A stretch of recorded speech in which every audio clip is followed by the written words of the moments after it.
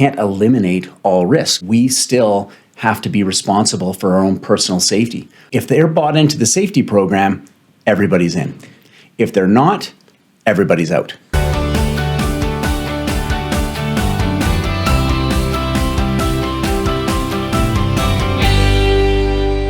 Allan James Moore, welcome to the Safety Spotlight podcast.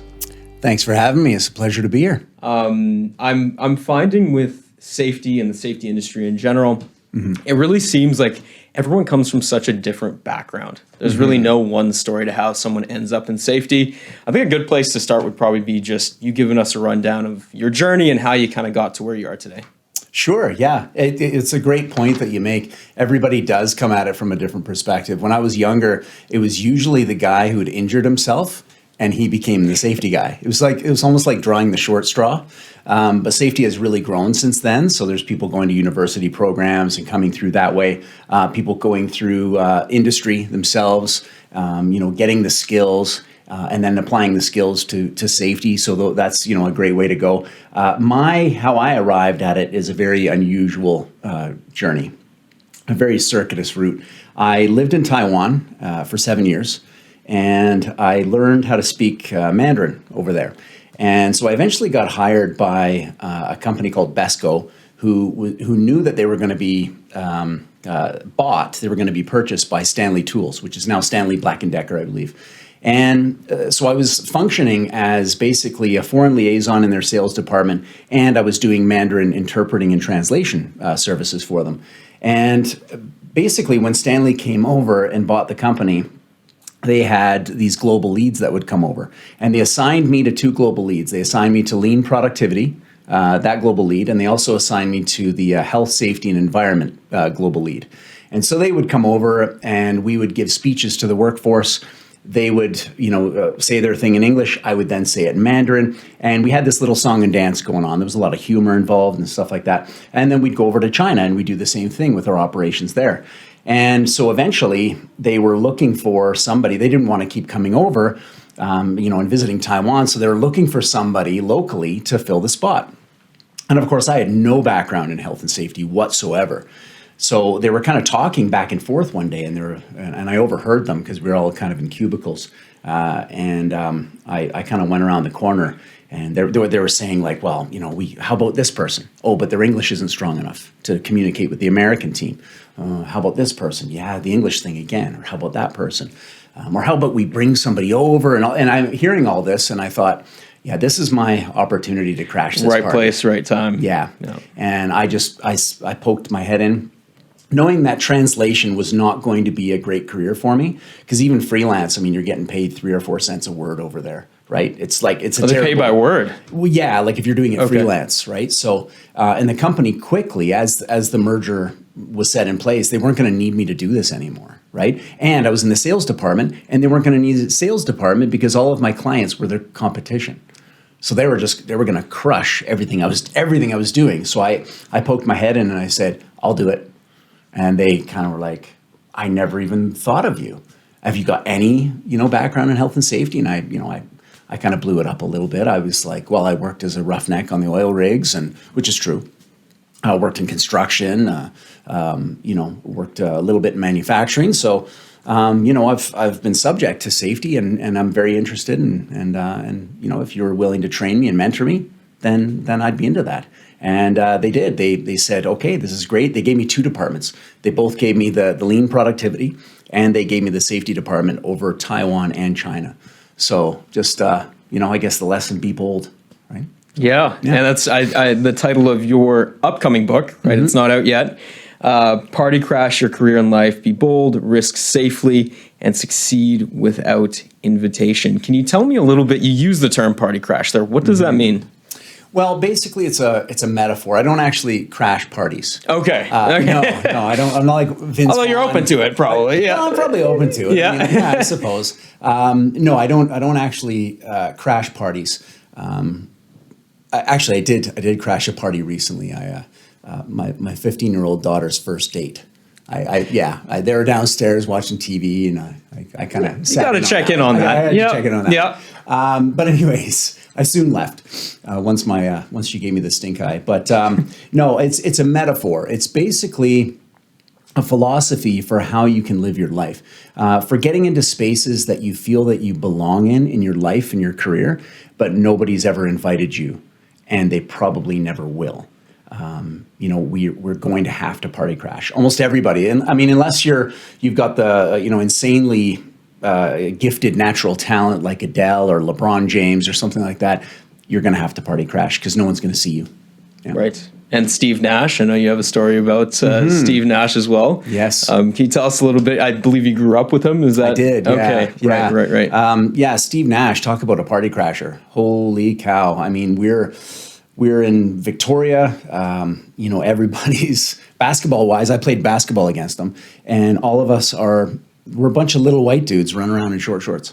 That was the deal in the 90s. It wasn't a lot of competition for Steve. When my school played against Steve, I had to check him, and I did my best, but I wasn't much competition for him compared to the Steph Currys and the kind of guys he had to face. And the thing about Steve, what he did and kind of how he crashed that party was deliberate practice. K. Anders Ericsson, I believe, is the one that coined the phrase deliberate practice. So he's also the one that did the 10,000 hours. People think that it's Malcolm Gladwell, but Gladwell got it from Ericsson.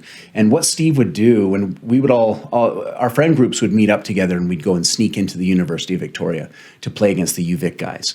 And, one person would sneak past the desk, open up the back door, then we'd all sneak in. And when we snuck in, there's 6 courts lined up side by side. And we'd all be trying to dunk on the one hoop because we thought dunking was the coolest. It was the Michael Jordan era. And Steve Nash would be over on the other side on his own hoop going through these routines over and over and over again. And they're very curious routines. He would dribble right, cross over left, go off one foot, fading away from the hoop, and throw it about 12 feet in the air. Just an unusually high loft on it, and it would go straight in. And if it hit the rim and then went in, he didn't like it. You could tell he was disappointed with that, and he would add more to the repetitions. He did each one of these weird little steps for about 15 minutes, and he did each one probably about 10 reps. And precision was what he was after. And we were just like, why does he do that? And I was in a bar in Taiwan, and I was in my mid-20s. This is 10 years after this fact, and the Dallas Mavericks are in the playoffs, probably against the LA Lakers. And Steve Nash at the top goes right, goes left, off of one foot. Shaquille O'Neal closes out on him. He floats it up 12 feet in the air, just out beyond the outstretched reach of Shaquille O'Neal. It goes right into the basket, and I'm like, oh, right. You get it now. I get it. Yeah. I see what he was doing. And so I just think that that's a lesson for everybody in their careers, whether it be safety in your career, in your life, whatever it is that you're doing, focus on that deliberate practice. It's not just 10,000 hours. It's also being very, very deliberate about what you're doing. Right. Yeah. And specifically with the safety space, what are some of the key lessons that can be learned from that when it comes to being deliberate about practices? What are some of those practices that we should be looking to implement? Yeah, great question. I mean, we, in the modern day, we're relying on the hierarchy of controls a lot. And it's great because we have great controls. We have engineering controls that can sometimes eliminate the risk, such as, working in laboratories, and you have fume hoods that take all these, these chemical fumes away from you, the byproducts of whatever it is you're doing. Those are wonderful. We have guarding on rotating equipment. That's wonderful as well. And plus we have personal protective equipment that just keeps on getting better and better and better. But at the end of the day, we still have to be responsible for our own personal safety. You can't eliminate all risks. And, being deliberate about your training, such as Steve Nash, puts you in a mindset where it makes it very, very difficult for you to actually get injured. But relying on your PPE too much, relying on your engineering controls or administrative controls too much, still provides that little avenue where you might actually get injured. Yeah.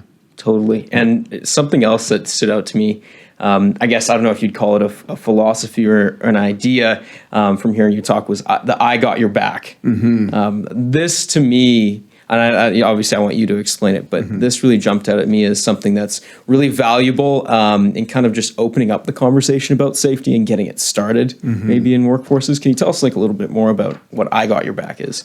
Absolutely. It's just really about being our brother and sister's keepers. And I noticed when I was younger, especially like on the oil rigs, at that time, I was working on a rig that didn't have any automation, had hardly any automation. So no iron roughnecks or anything like that.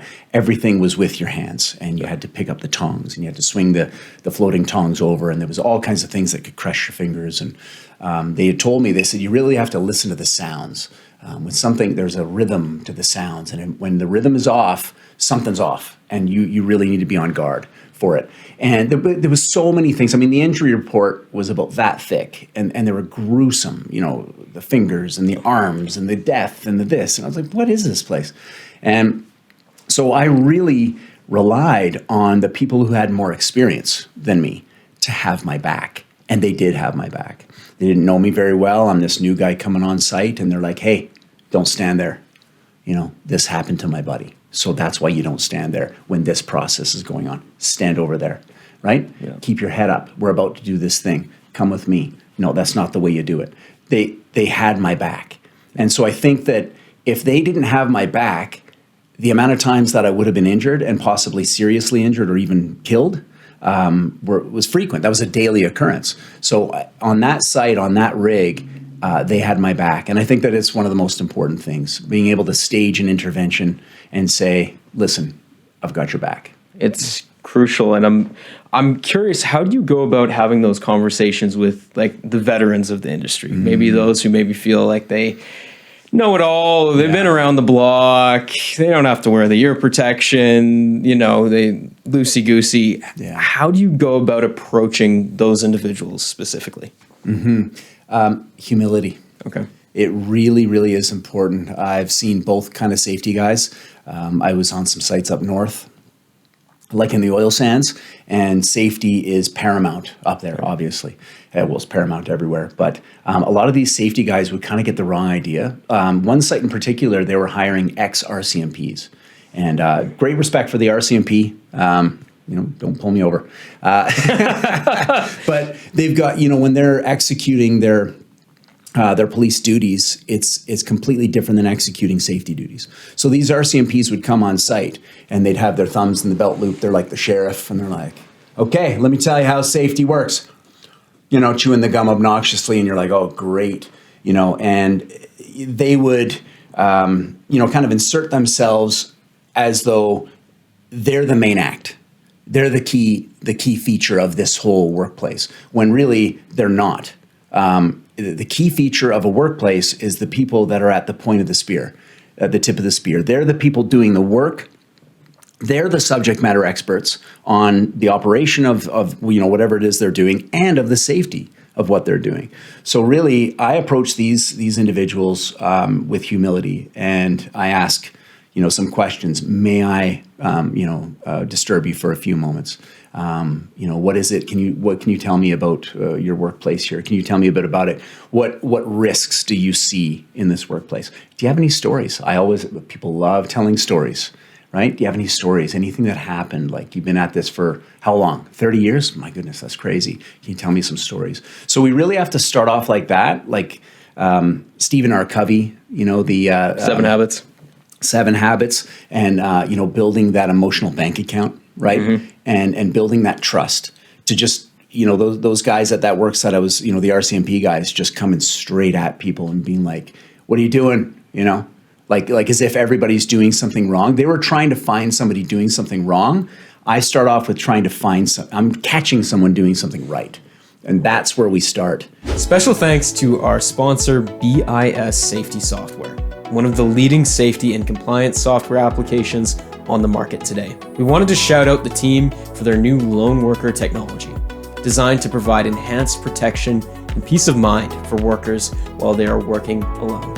It includes features like check-in schedules, automated notifications, and you can designate supervisors to receive alerts. This lone worker technology helps round out the full scope of their safety management software. Lone worker is just the tip of the iceberg. See everything they have to offer at bissafety.ca. When it comes to leadership in safety, how much of it comes from the top down, like maybe the guys that have been on sites for a long time versus maybe those that are newer? Is there a shared responsibility there, or do you find that it's more heavier on the people that have been there for a while? Well, I mean, they can make or break it. I remember I went to a talk at the Banff conference a few years ago, and it was Wendy Wilson from Weatherford. She gave a great talk. They had a program called Locker Room Leadership. And what they had discovered is that the people that have been there for a while, they're the ones with the social influence. And thus, I mean, they're the ones that can say, okay, this Friday we're going to, wherever for beers. On Sunday we're going to whose place to watch the football game. And they're the ones who crack the good joke inside the locker room, inside the lunchroom. They're the ones with influence. If they're bought into the safety program, everybody's in. If they're not, everybody's out. And so what she did with this program is she brought all of these, they identified these ones with social influence, guys that have been around for 20, 25 years or beyond. And she collected them all, brought them down to a lovely hotel in Calgary, like the Hyatt Regency or whatever it is. And they brought in speakers, professional speakers, like Charlie Moorcraft, the guy he'd been badly burned. Right? Yeah, and another leadership speakers, and basically they deputized these guys to go back out into the field when the safety person's not around, and when the the manager's not doing their their leadership visibility tour or whatever, and they're the ones that capture the moments, right? So the young gun goes in and says, we don't need this guard on the machinery, and then this person who's been deputized comes and says, hey, at some point, it may not seem like it right now, but at some point you're going to want to throw your grandkid in the air, and you're going to want to have a hand to do that. So let's put that guard back on. And those are the moments where safety happen. What are the tools that you use to open up those conversations around safety? What are some of the maybe practices or exercises that people can do in their workplace to kind of get that conversation started? I know I Got Your Back is kind of one of them. Mm-hmm. What are some of the other, discussion tools that you have there? Yeah, building on what I had said before about being humble. Mm-hmm. That is, before you ever go to a work site, you have to kind of center yourself in that. You have to center yourself in the philosophy that these are the people that are keeping the lights on. I mean, for my day job, where I'm a full-time safety practitioner, I realize that all the people that are in the field are the reason why I have a job. So the humility is the first thing. Beyond that, contemporary communication techniques. The first thing, we have 2 ears and only one mouth for a reason. So we're to be listening, right? Active listening, waiting for the period. You're not interrupting, not waiting to speak, but listening to understand, not listening to speak, right? So that's the first and foremost thing. The other thing is sometimes you do have a bit of a conflict with somebody. It's tough to avoid. And you go back to that site, and maybe they're a safety dissident. They're not interested in anything that you have to say. They don't respect you. They don't respect what you do. Safety dissident. That's an interesting term. I don't think I've heard that before. Yeah, I coined it a few years ago. I wrote an article about it, and it's basically people who just don't buy into the safety program. They're just dead set against it. I know the word dissident it's a bit pejorative, but I just feel like that is the right word to describe somebody that in 2025, despite all the training and all the discussion and all the people who have been maimed and killed, that you still aren't seeing this. But that aside, I still deal with those people with kindness. And when you approach a situation like that, you prepare for it. You can do what's called differentiated conversations. This is Ronald R. Short, his great book, Learning in Relationships. And what all it takes is for, it's basically when two people are continuously button heads. I mean, it can be a family member. This works on everybody. It's incredible. And all it takes is for one person to break apart that dance, to differentiate that conversation. So you approach the person in a completely different way than you did the time before. And you sort of, you own the issues that you feel. You own your feelings in that conversation. So you say, instead of saying, the last time I was here, you didn't do this, and you didn't do your forms, and you haven't been following the procedures, and you. It's kind of like, I feel that last time we got off on the wrong foot. I respect what you do here, and I feel, and I. And so you can really kind of shift the whole focus, and it's amazing how well it works when you recognize you're about to go into one of these conversations, and you just kind of almost like a border collie putting the sheep back on the path, right? You're like, I'm going to nudge this thing. So I'm not manipulating, but I'm just going to nudge it so that we have a mutually beneficial outcome from this. And I think that's important. So being humble and wanting a mutually beneficial outcome, which means that you're not in it to win it. I want to hear a little bit about your experience in stand-up comedy. I'm curious about this. Specifically around, and this goes back to the communication, right? And opening up that discussion. I think that in specific environments, especially in maybe the trades, humor is often a powerful tool to kind of open those conversations. I want to hear about your stand-up comedy, your experience in that, and as well what kind of humor can do to facilitate communication. It's a great question. Humor's massive on the work site. And like I said before with the Stephen R. Covey stuff, we're really trying to, we're kind of trying to make friends in the sandbox is what we're trying to do. How can you, we work so much better together when we get along. And being able to use a little bit of humor, a self-deprecating story. It doesn't always have to be about safety too. As you notice, like as I've been talking, I've probably told 2 or 3 stories already that are not safety related, right? I actually think that sometimes they're a little bit more powerful, especially up front. Possibly if it is a safety story, maybe it's one that you're doing a DIY, right? You're doing something at home, you're putting up the Christmas lights, and then this happened to me because I wasn't thinking. So you're letting them know that you're human, and to err is human, to forgive is divine, and that you're not here to catch them doing something wrong. You're trying to catch them doing something right. So I think that those self-deprecating stories, especially if you can throw a little bit of humor in there, they are magic and they're sticky, right? They stick to the way more than a graph or a stat or anything like that. So I think if you can use humor, and if you're not comfortable with humor, not everybody, I come from a Scottish family, right? My mom and dad, and you couldn't bring a crappy story to the table. It was like not allowed, It was outlawed, yeah. Yeah, I was allowed to tell crappy stories until I was like 8. And then they were like, you got to get it together here. That was weak. Yeah. Do better. Yeah. But a lot of people aren't comfortable with it. They weren't raised that way. And humor lives on both sides. It lives on the stage and it lives in the audience. Be a good audience member. There's these people with social influence on the work sites, telling the jokes. They've been there 30 years. If you're being humble and you're being open, sometimes they're telling jokes and you can engage with them by laughing and lightening up a little bit. And so being an audience member is just as important as being the speaker. Absolutely. My wife is a wonderful audience member. I see her with her friends. My wife's funny too, but it's she's not putting the jokes out there all the time. And she's got a couple buddies that just tell jokes. And I sometimes watch them, while they're hanging out in the living room, 6 or 7 of them, having a couple of drinks. And my wife is an absolutely wonderful audience member. She's listening, she's laughing. It's not fake. You're not fake laughing, of course. So that's part of it too. It's just like, let's be part of a fun moment.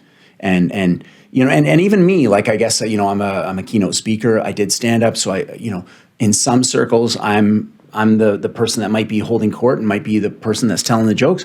I love to be entertained as much as I love entertaining. I have a couple people at my work sites I can't wait to connect with because I'm going to sit back and they're going to entertain me and I'm going to laugh my head off. It's like a symbiotic relationship, totally. Almost, and energy kind of flows and you get going there, and it's so crucial. Yeah. What are some listening tools that you'd recommend? How do you become a good listener. You know, me myself, I don't always think I'm the best at listening, right? And like you mentioned, 2 ears, one mouth, right? It's important I continuously try to remind myself about that. What are some of the key tools that you'd recommend people that maybe don't feel like they're always the best listeners, right? You might not want to admit it, but could be an issue. Where does somebody start? Okay, yeah, great question. I earlier on in my life, I would say that, I don't know if I was a terrible listener, but I certainly wasn't a good listener.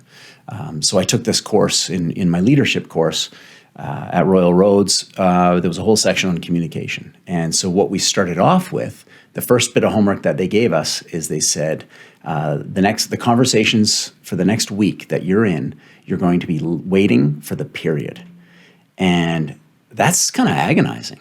And I chose, I was about to say their name. There's a family member that is long-winded. We can bleep it out. It's okay. Right, if you need it. It's okay. There's a family member that was long-winded, and so I got into a conversation with them, and I had to wait for the period. And that takes a long time sometimes, because this person is like, the world record holder for a run-on sentence. But how can you convey to another person that you respect them if you're not even willing to wait for them to finish speaking, right? It's impossible. You just simply can't do that. So the first step is, if anyone really wants to improve this, wait for the period. The second step in waiting for the period, this was quite important, and it's a bit of a blind spot for people, is control your nonverbals, right? Your nonverbals communicate, they scream, right? Even when demonstrate right now. Exactly. That's exactly what I'm talking about. Yeah. When you're sort of like, right? So I was waiting for the period, but another friend observed me. I had said, watch this, I've been taking these communication course. I'm like the best listener ever, check me out. I was kidding around, but somewhat, like I was feeling proud that I could wait for the period. Funny thing to brag about. Yeah. Check me out. Yeah. And she, who actually is a great listener, unlike myself, she was like, yeah, you were waiting for the period, but here's my impression of you. And it was basically what you just did. I did. So control your nonverbals. And then the final one is listening to understand, not listening to respond. That same person that I'm talking about, I've been on phone conversations with her, and I'll finish speaking, and there's nothing on the other line. And I'm thinking, like, are you still there? She's like, yeah, no, I'm still here. I'm really thinking about what you said, and you're like, oh, that is listening. There's something in I don't know, maybe our culture or just the way that we communicate that's almost uncomfortable for a lot of people to go about and really take time to think through and respond. I don't know if that's maybe an intention thing or just the day that we live in, but it's so rare that we find where you really think about it, respond effectively. And it's huge in the context of safety, when it's important that we're getting all the details, that we're understanding the situation. Obviously, in urgent situations, you got to sometimes make a decision, but being able to slow down and really hear somebody out is, I'd imagine, crucial. Right? So something that really fascinated me about your career and your trajectory, like you mentioned, working overseas. What was, I guess, safety culture like overseas, and what were the differences? And you were primarily in Asia, from what I understand. Yeah.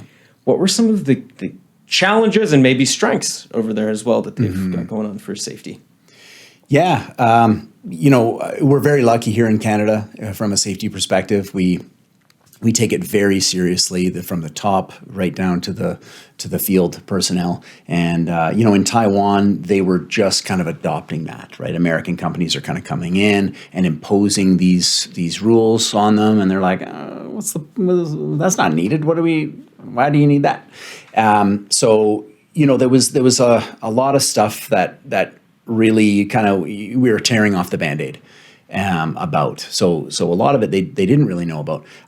But in terms of some of the foundational stuff, like in Taiwan, being your brother and sister's keeper, they definitely were that. Like Taiwanese people are some of the most hospitable people in the world, and they genuinely care, and they do have each other's backs. And they had my back, even though I'm looking like Sully from Monsters Inc. walking around, you know what I mean? Like, his blonde hair, I'm 6 feet tall. It's like, geez, Subtle. One of these things is not like the other. And you know, they could have easily had, you know, some resentment towards me or you know, just sort of like, you know, stranger danger or whatever. Like, no, they were incredibly hospitable and again, I stand in the wrong place. They're like, hey, you know, that's dangerous right there. And so they were missing, you know, some procedurally, they were kind of missing that, but you know, on the care side of it, they had that in spades. So, Allan, really want to thank you for coming in today. You brought so many fantastic insights. I'm sure our guests will be able to. Everyone will be able to pull something from this. Where can we find you online? What are your events coming up?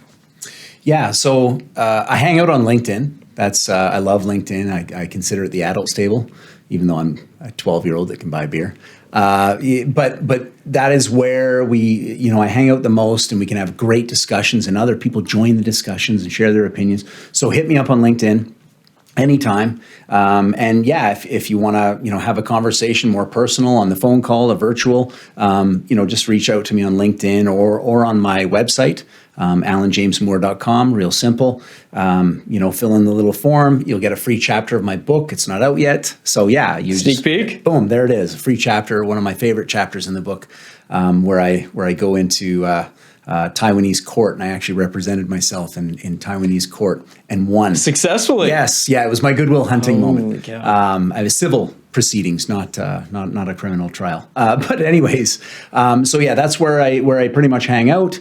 Upcoming events, I'm going to be speaking out west at the Western Safety Conference out in Vancouver. I spoke there a couple of years ago. A great conference. It's going to be a big room. They might even be sold out, but if they're not, go check it out. Western Safety Conference. We'll put the links down. Yes, please do. And yeah, so that's going to be a big room. There'll probably be about 750, 800 people. I love the big rooms, so really looking forward to that. So. Well, this was fantastic, and we'll have to have you back at some point, for sure. Anytime. Loved it.